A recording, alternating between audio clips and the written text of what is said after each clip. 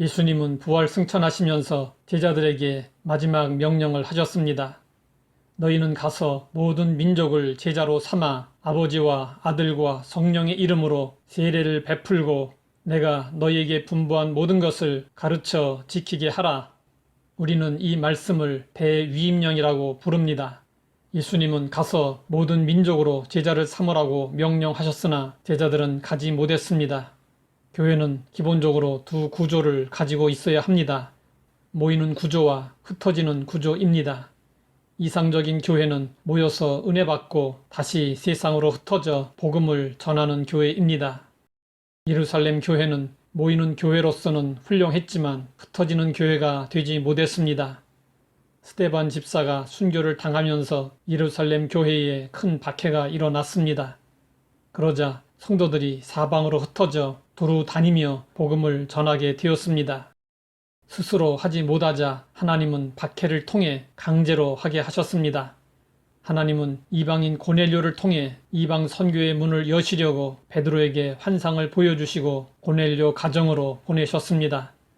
베드로가 말씀을 전할 때 오순절 성령 강림 때와 같이 모인 자들에게 성령님이 임하셨습니다. 이 일이 일어나기까지 베드로는 예수님의 대위임령에 순종하지 못했습니다. 박해가 일어났을 때 대다수의 성도들이 예루살렘을 떠나 흩어졌지만 사도들은 여전히 예루살렘 교회에 남아 있었습니다.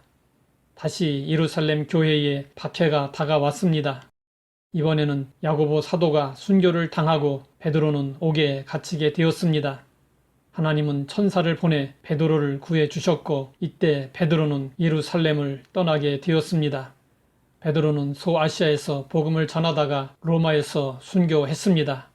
도마는 인도까지 가서 복음을 전하다 순교했고 다른 제자들도 각지로 흩어져 복음을 전하다가 순교했습니다. 초대교회는 이방인 선교에 관심이 없었습니다. 박해가 일어나서 사방으로 흩어지기 전까지는 대위임령에 자발적으로 순종하지 않았습니다. 초대교회의 선교는 자발적인 순종으로 이루어진 것이 아니라 성령님의 강권적인 역사에 의해 이루어진 일이었습니다. 전도와 선교의 원동력은 성령님이십니다. 제자들이 각지로 흩어져 복음을 전하는 일을 주저한 데는 몇 가지 이유가 있었습니다. 우선 예루살렘 교회가 급속하게 성장하면서 해야 할 일이 많았기 때문이었습니다. 또한 제자들은 유대주의로 인해 이방인 선교에 대한 열정이나 비전이 없었습니다.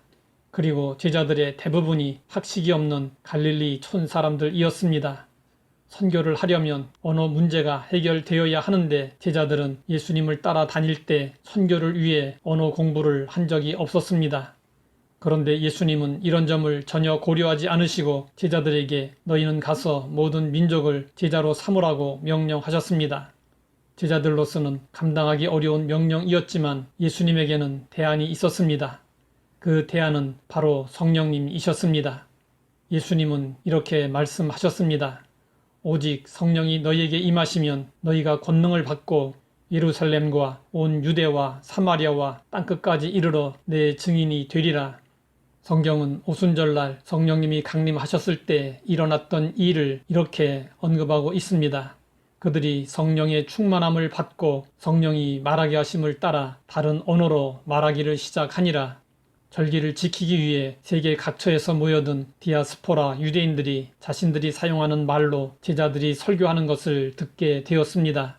제자들은 성령을 통해 언어 장벽을 뛰어넘었습니다.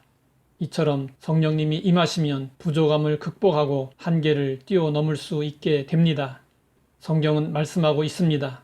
힘으로 되지 아니하며 능력으로 되지 아니하고 오직 나의 영으로 되느니라. 우리는 살면서 사방팔방이 막힌 듯한 상황에 처할 때가 있습니다. 사방팔방이 막히면 하늘을 바라보아야 합니다. 예수님은 말씀하셨습니다. 사람으로서는 할 수 없으나 하나님으로서는 다 하실 수 있느니라. 하나님은 우리의 한계와 연약함을 아시고 성령님을 보내주셨습니다.